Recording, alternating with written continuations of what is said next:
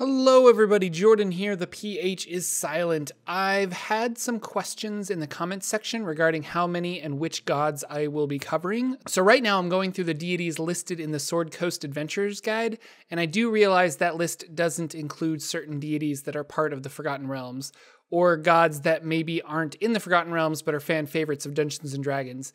So fear not, I'll do my best to cover some of the more prominent deities once I finish the Sword Coast Adventurers guide. If you have a favorite that you think won't get covered, you can always leave a comment and I'll add it to my list. But for today, let's talk about Baal, the Lord of Murder. Baal, like Bane, was one of the Dead Three. Originally mortal, he obtained the divine portfolio of death from Jergal and ascended to godhood.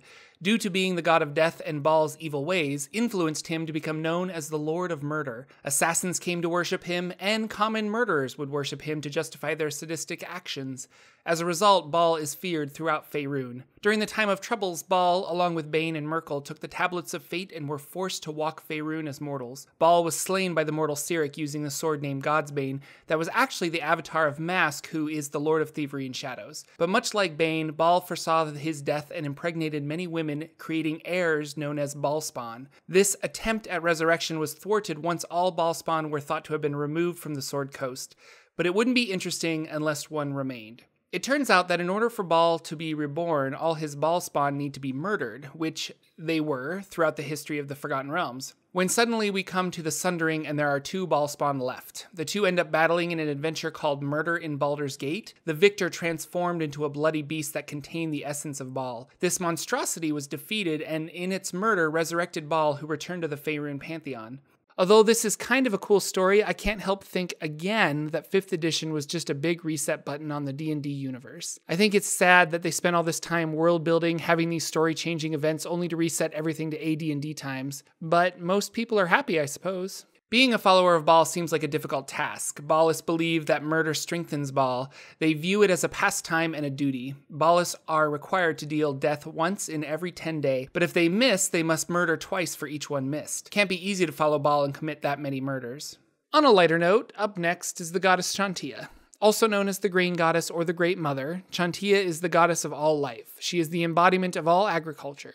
In some sense, Shan Tia is the manifestation of the earth itself, or rather, of the twin worlds Abir Teril. Shan Tia is one of the eldest gods of Faerun. Shar and Saloon gave her life when they created the world of Abir Teril. She was the one that begged for warmth so she might nurture life on the planet. Saloon obliged by igniting a nearby planet using the plane of fire and created the sun. Because of this, some of Shan Tia's worshippers claim that she is the progenitor of all the mortal races. Early on, she was known as the Earth Mother, a wild deity that ran with animal packs and rejoiced in the unhindered growth of the wilderness. In the Moonshae Isles, she is still worshipped as this Earth Mother aspect. However, she grew with her children who learned to harness the land and grow crops.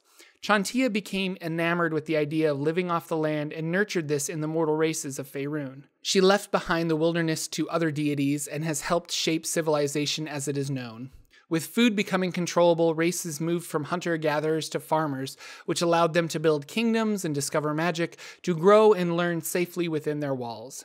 She has probably shaped the course of history more than any other deity in that respect. Shan Tia opposes some of the elemental deities such as Aril, Talos, and Umberlee. Talona, Lady of Poison, is Shan Tia's most hated foe. Talona's blights, poison, and disease destroy what Shan Tia hopes to create, filling her with a great fury. Her dogma revolves around growing plants and repairing your surroundings.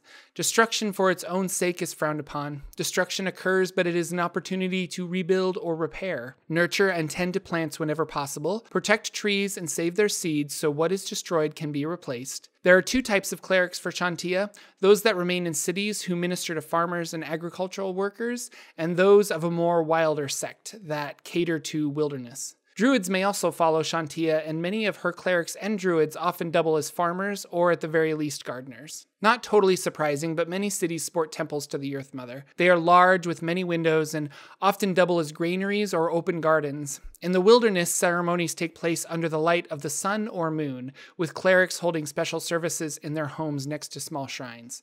A great respect is intended for the natural world, and in the case of Shan Tia, the domesticated world. The birth of livestock is celebrated as much as a successful and bountiful harvest. And that's it for today. Baal was absent for pretty much all of 3rd and 4th edition, but if you check out Faiths and Avatars, the 2nd edition book, he's in there in detail. His return to the Faerun Pantheon is documented in the adventure Murder in Baldur's Gate. And thanks for watching, everyone. Please, if you have time, check out my Patreon and help me keep the lights on over here at Forgotten Realms Explained. And if you enjoy these videos, consider subscribing. I release new lore every Wednesday. Thanks again, and I'll see you in the next video.